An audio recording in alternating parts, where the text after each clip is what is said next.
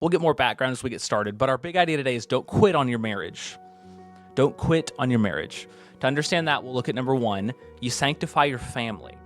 You sanctify your family. Number two, you're not in bondage to an unbeliever. And number three, you could save your spouse. So you sanctify your family, you're not in bondage to an unbeliever, and you could save your spouse. Sanctify, bondage, and save. All right. Paul begins by elaborating on the reasons why a Christian should stay with a non-believer. If we put ourselves in the logic of the people at the time, there's four things that help us understand their mindset and Paul's need to clarify. First, Paul has a bias towards people remaining unmarried because of their utility to the kingdom. Second, as we mentioned, marriage is something that should be entered intentionally. It should be entered with the purpose of serving Christ and his kingdom, first of all.